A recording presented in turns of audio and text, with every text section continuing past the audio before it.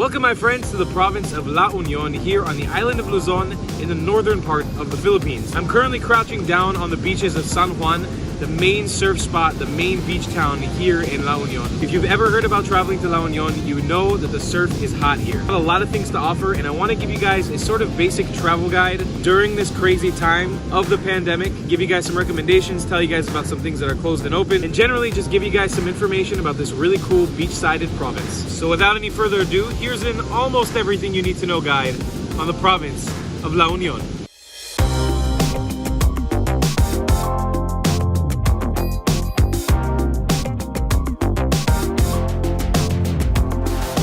Alright guys, so there are tons of recommendations of sites and things to do here in La Union. Besides just the beautiful beaches and the different parts of this province, there are lots of really cool sites to see. So the province of La Union consists of many beachside cities and towns, as well as some nice mountainside areas. This province is super close to the province of Baguio, which is a huge tourist destination in the Philippines, so really worth checking out if you're already in the area. So the main centers of La Union that need your attention are San Juan and San Fernando. Alright, let's begin with San Juan, the most popular part of La Union province. Let's just be honest, this is probably the reason you came to La Union, is to check out this awesome little town of San Juan. So San Juan, or the municipality of San Juan, is right above San Fernando going north. You can drive openly between the two towns or municipalities, and San Juan has most of the famous spots of La Union, like Tondo Beach, Mona Lisa Surf Resort, lots of the famous hotels like the Sunset German Beach Resort. There's lots of really good food here. I mean, the food game in San Juan is amazing. And we'll have a minute to talk about the surfing later, but obviously one of the biggest attractions to this place is the surf. One of the main surfing centers is that beach called Tondo Beach,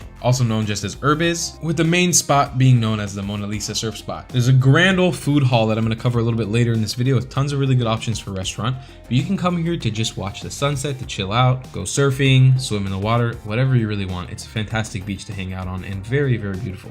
As well, not too far away from here is the Flotsam Jetsam Hostel.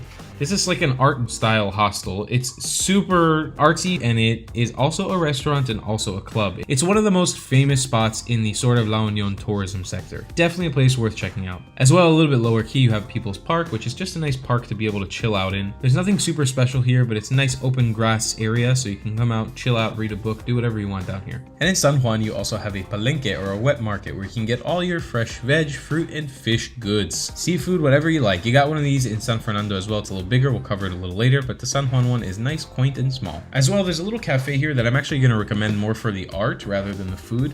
While I didn't actually eat here, so I can't recommend the food, the Da Luyon Cafe has amazing murals and art. This whole place is super arty and really cool, and it's located on the way to the beach, so it's really easy to visit and well worth the checkout. Now, while that covers most of the popular spots in San Juan, there's actually one more spot in San Juan in a barangay called Ilin Norte, which is known as Project Curma. This is my biggest recommendation for you to check out when you're in La Union. I'm going to cover this a little bit later after we cover some more of the sites, so just make sure you stay tuned to see how you can get your hands on some hatching baby sea turtles. Next up is the largest town in La Union, known as San Fernando. This is the largest city, and also it has a lot of really cool attractions to be seen. So first, let's start off with the Mao Chao Temple.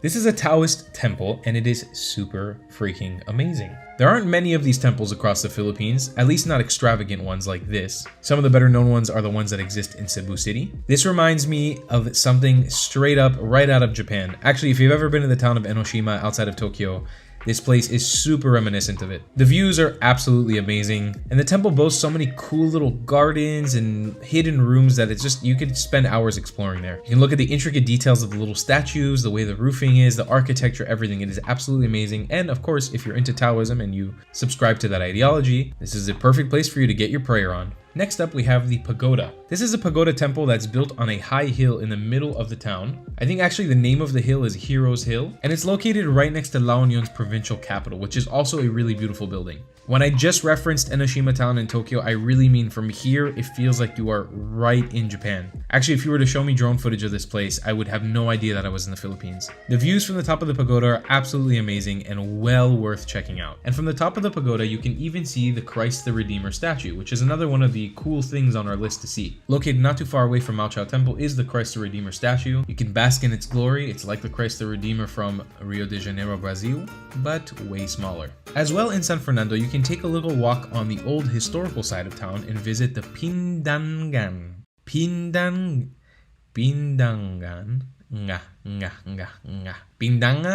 ruins.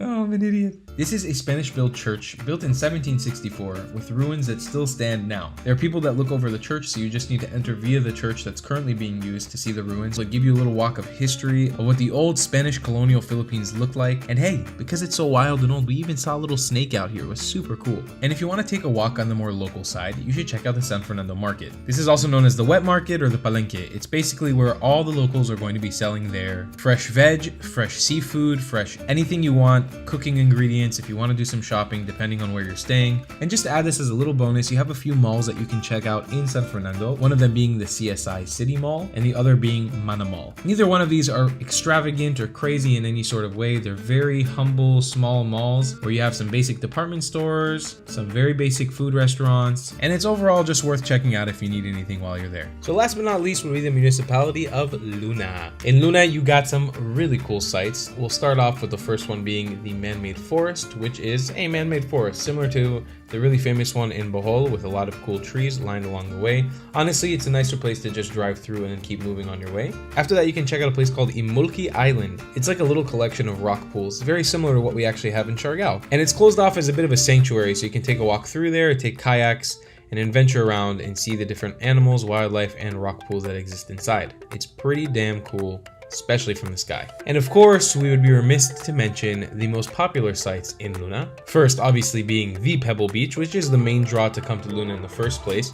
But sitting atop of the Pebble Beach is the Bolarte Watchtower, which is an old ancient Spanish watchtower that was built here back during the Spanish occupation of the Philippines. I mean, honestly, the beach is so beautiful. There's not lots of places like this in the world, and they're absolutely gorgeous. And the watchtower obviously being a really cool historical and significant site in Filipino history, really, really beautiful. And this is just one of those places that gives you a totally different, unique view of the Philippines that you would imagine. Now, while I loved hanging out in La Union, my entire reason for coming out here was predicated on this project called Project Curma, and I want to tell you guys all about it. Project Curma is one of the single-handedly coolest things that's ever happened to me in my entire life. Referred to me by my close friend in Siargao, Elka. Big shout out to Elka, thank you. I was put in touch with the owner of the project, Carlos. Carlos has a house on the beach in La Union in the barangay of Ilinorte, and he has transformed the spot into the Philippines' top sea turtle conservation effort. And during the nesting season, Carlos and Project Curma have transformed the local poachers who used to poach these sea turtles' eggs and actually eat the sea turtles' meat and turn them into the premier protectors of the sea turtles. Instead of killing and eating the sea turtles or harvesting their eggs, now they protect them and put gates around them, or collect the eggs and bring them over to Project Curma so they can be released. And once the nesting season is over, the hatching season begins. And if you're lucky enough to be in La Union during this time, witnessing the sea turtle hatching is amazing. It can happen in the early hours of the morning or late at night, but either way, if you gather over in Project Curma and check the sea turtles out,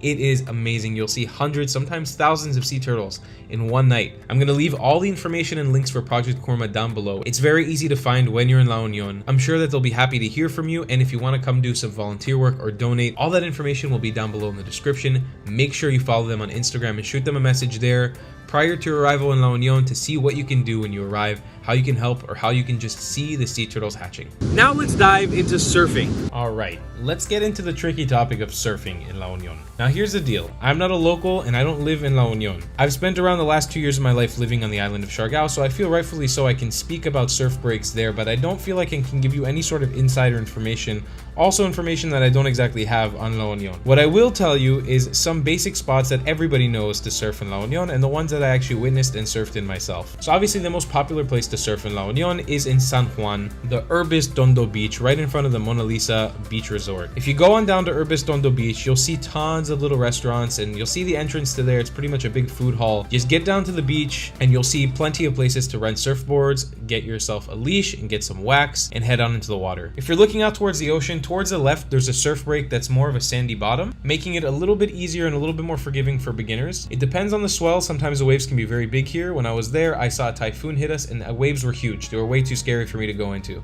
This break is known as the San Juan beach break. If you look to your right, you're gonna have somewhere in the between of a mix of a beach break and a reef break. I'm pretty sure this is either known as the Bull or Mona Lisa Point. It's one of the two. And the surf break has a rockier bottom, making it a little bit more intense and a little bit less forgiving for intermediate or beginners. But alongside a lot of parts of the province, particularly in the points of San Juan, San Fernando, and a little bit more north towards Luna, you'll have surf breaks all over. I don't feel at the liberty to give you guys the names of all of them, but one thing that you need to know is local surfers are pretty territorial. And if you're just starting out, better for you to do your lessons with a certified instructor in San Juan Beach. And then maybe if you make some friends, especially if they're local, ask them to take you around to places that are a little less crowded. But definitely do not just grab a surfboard if you don't know what you're doing and head into the waters wherever you want. The surfers who live here have priority over the waves, and they pretty much get to choose who surfs in their break and who doesn't. And you should respect that, especially if you're just starting out. So keep that in mind, stick to the beginner-friendly spots if you're just starting out, and have a great old time surfing. Another subject I want to talk about is the food. Food culture here is pretty amazing. There's lots of really good restaurants to taste, and a lot of them are still open during this crazy time. Alrighty, here is my recommendations for foods. Now, once again, this is not by any means a food guide to La Union. That's a video I'd like to come back and make in the future, but these are just some recommendations for you guys of places that I hung out and ate while I was there. The food game is pretty hot over here, so I'm going to start in the Great Northwest Food Park. This food park is based right on Urbistondo Beach, right in front of all the surf spots, so it's a great place when you're finished surfing to come and grab some food. There are tons of tiny little restaurants and also some bigger ones. They even have the famous Curma Italian restaurant from Siargao here in La Union in this food park. My top recommendation is Choose Diner. This is a little hole-in-the-wall Japanese restaurant. They serve some fantastic sushi, some fantastic poke bowls, gyudon bowl, whatever you want. If you want some classic yummy Japanese food, they do a very good job here. You also have El Union Coffee, which is undoubtedly the most famous coffee shop in San Juan. They serve some pretty decent coffee and some delicious cookies. You can hop over to Coco Mama and get yourself a delicious coconut ice cream dessert. And honestly, something I regret not filming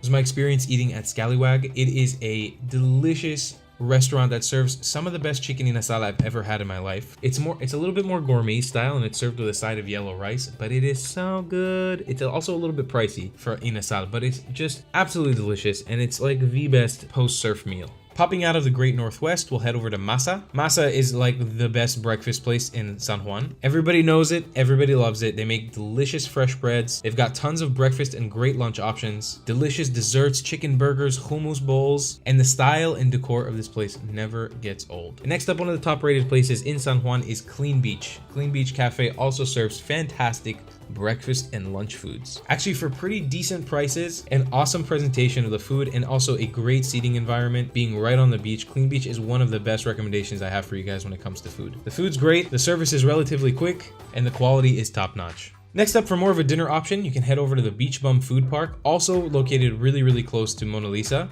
They've got lots of more local food options here with lots of Ilocano food. You can get yourself things like sisi, caldereta, and all the yummy, delicious Filipino food you can think of. I'm putting this place last because it wasn't my favorite on the list. It's Amore Pizza. It's an Italian pizza restaurant that's very stereotypically Italian looking. Again, I'm a bit of a pizza fiend, so I have a hard time judging pizzas objectively, but it was a pretty decent pizza and the service was pretty quick from what I remember. I wouldn't go in there with expectations of having the best pizza of your life, but it's definitely a decent pizza if you're on a pizza crave when you're in La Union. Okay, a big subject to talk about is the requirements. The requirements of getting into La Union, what it involves with this pandemic, and the regulations and the paperwork you need to get. Let's dive into all of that right now. Okay, now full disclosure, I traveled to La Union back in February. Things have changed quite a bit since then. With COVID regulations and the outbreak of the Delta variant in the Philippines, traveling around this country has become difficult to say the least. From what I've understood, in recent times, La Union has really eased their requirements on entering through their border. But I think the best thing to do is just always check the Facebook page of the province that you're planning on going to. Sometimes, depending on the severity of the lockdown, you'll have to go through various levels of lockdown procedures.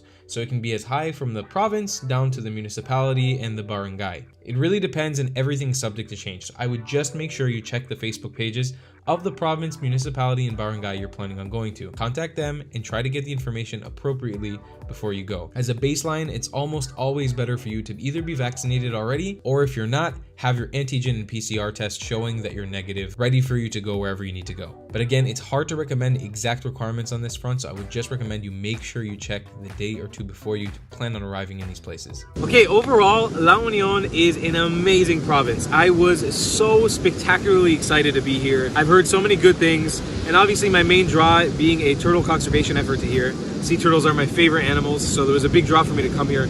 But also I live in Siargao now, so I surf all the time. And surfing was another big draw to come out here. And I have to say, on both fronts, I was very, very fulfilled and happy, and I cannot recommend it enough. But what I can pretty much assure you is no matter what time of year you'll come here, you'll probably always find good vibes and cool people. This is an incredible province. San Juan, San Fernando, incredible cities. Luna also being an awesome travel destination.